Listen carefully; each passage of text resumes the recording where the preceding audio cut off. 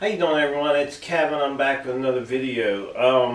On our last video, we was trying we're just basically checking the tractor out, and we found out it has no spark. So I did order some parts for the ignition. I got new plug wires, new plugs, new cap button, everything I need, points and condenser.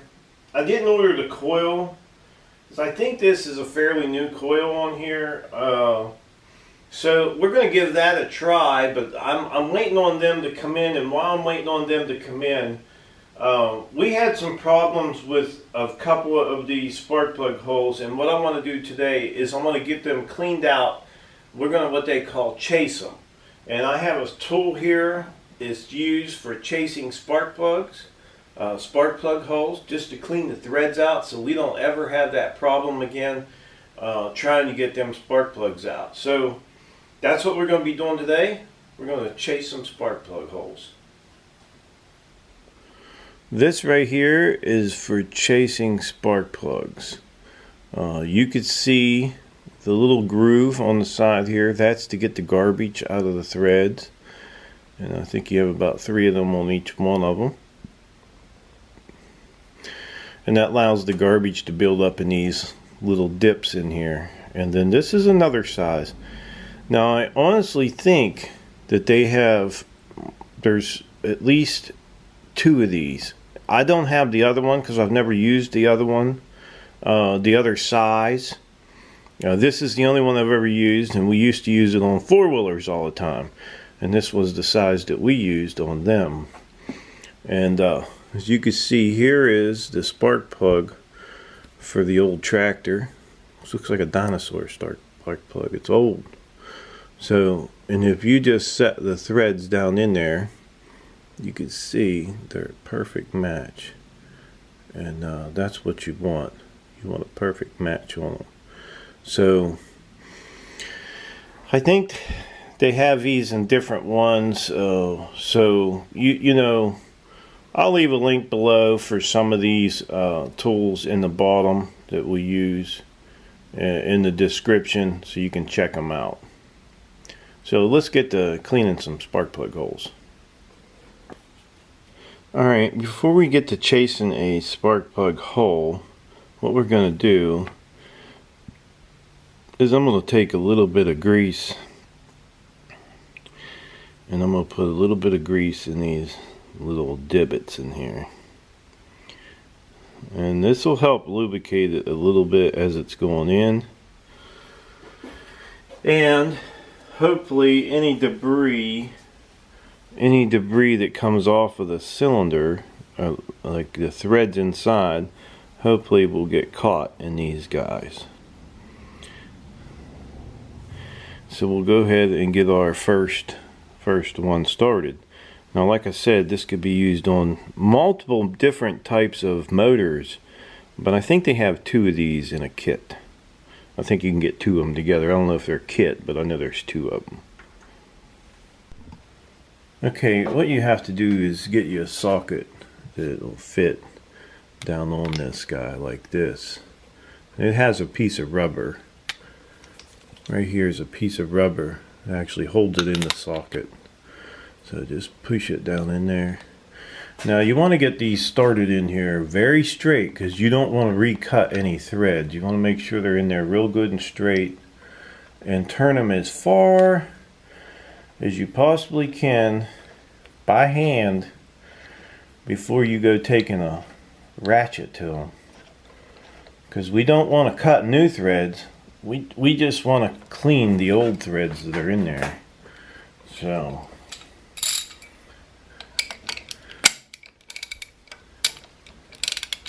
So we just want to go right on down through there.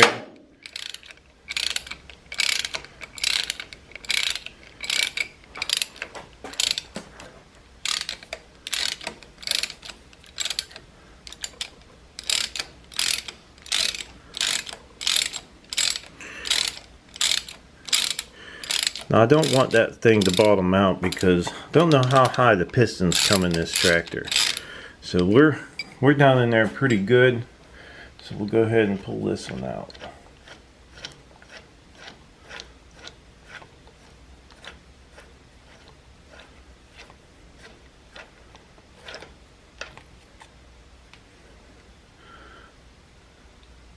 Okay. Not too much debris. But what I'll do is I'll clean this off and we'll do it all over again. I'll take that grease off of there, wipe it off real good, and we'll do it all over again for the next one. Okay, you know, our next hole is the one we had the most problem with. The number 2 and number 3 was the worst one. So hopefully we can get this to go in here good. Yeah, we had a devil of a time with them. Now I cleaned that grease off of there and I put clean grease back on there.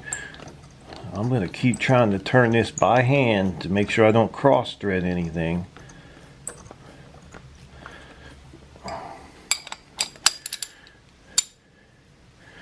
And then we're going to take this on through.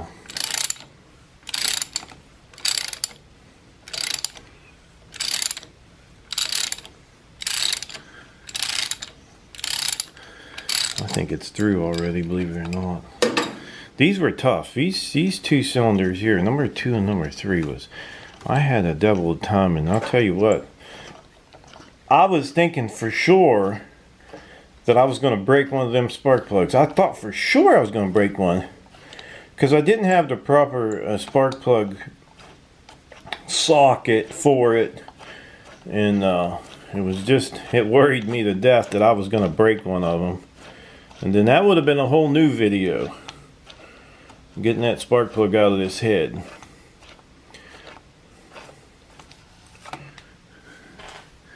So now you can see the debris stuck to it, and I'm not saying that's, you know, there's some in there, but that's why I normally put just a little bit of grease on there.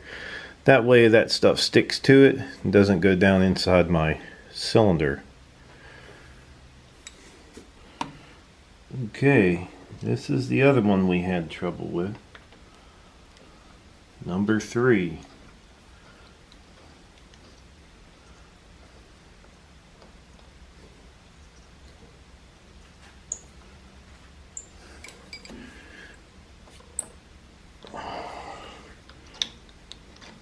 Just want to make sure I got that in there straight.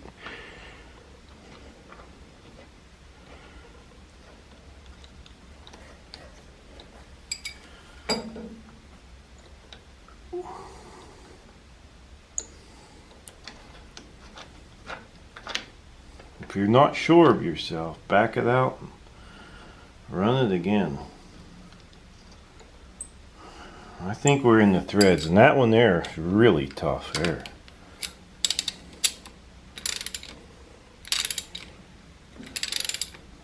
You should be able to feel it to, you know, kind of tell if it might be cross-threaded, but it's always best to put them in there by hand as far as you possibly can. And then use your ratchet. And definitely when we put the new spark plugs in there, we will be putting anti-seize on these guys for sure. Because a little bit of anti-seize is not going to hurt them. And you'll never have that problem again. I just felt it break through, so it's into the cylinder head now.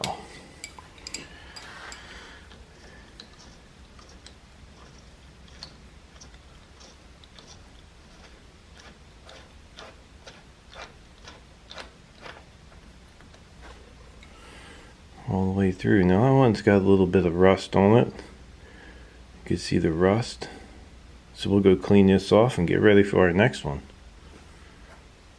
Alright, if you remember, these 2 end ones was actually pretty easy to get in and out.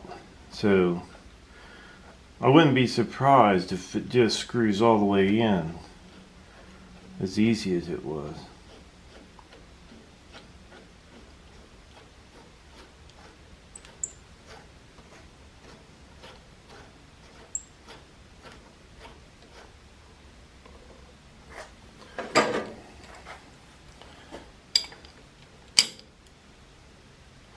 That's it. It went all the way in on its own. Pretty easy.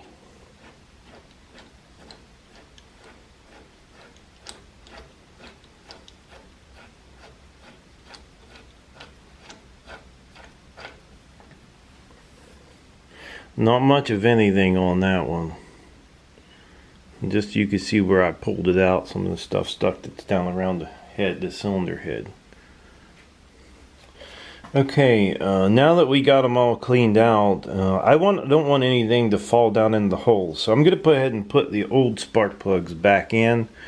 I took them to the wire brush over there and just cleaned the threads out on them. And I'm going to be putting some anti-seize on them. And anti-seize this is not a grease.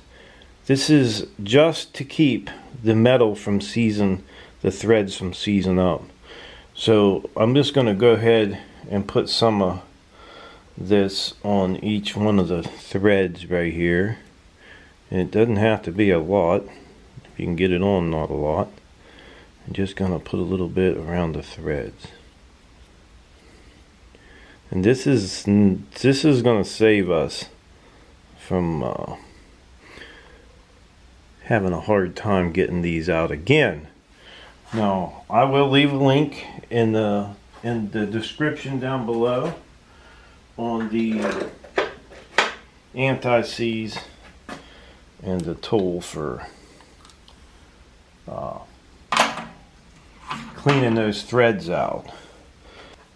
Okay, we'll go ahead and get these guys started back down in here.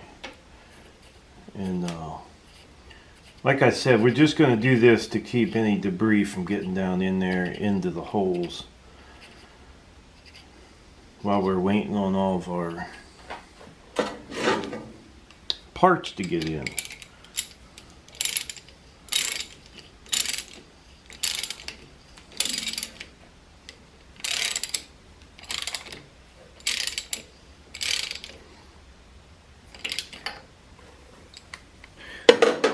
So we'll continue doing that all the way down through here until we got them all back on.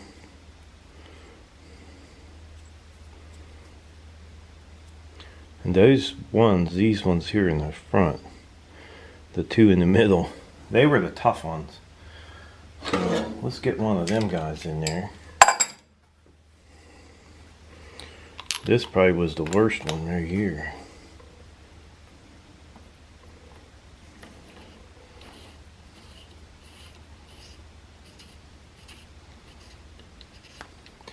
You can see we're turning that spark plug a lot further in. It's probably almost tight right there. So we have probably like brand new threads in there.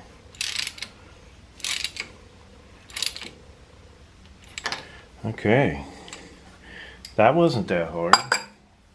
And they should be just as easy to pull out as they were putting in right there. We're just gonna, like I said, just gonna keep going down through here, getting these guys all in here. We'll get you back in here.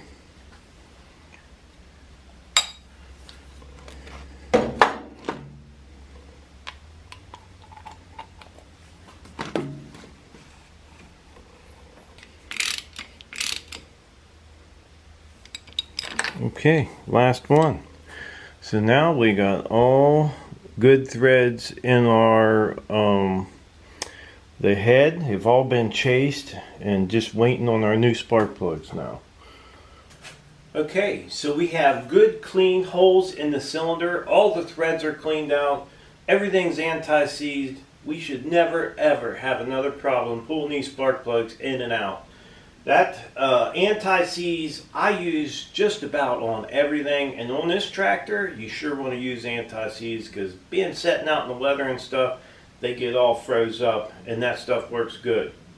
So at the end, down in the description, if you want to look down there and find the anti-seize and the spark plug cleaners, I'll leave a link to a few of the spark plug cleaners and the anti-seize. Now we do have our wires, our plugs, our cap, our button, and our points and condenser all ordered.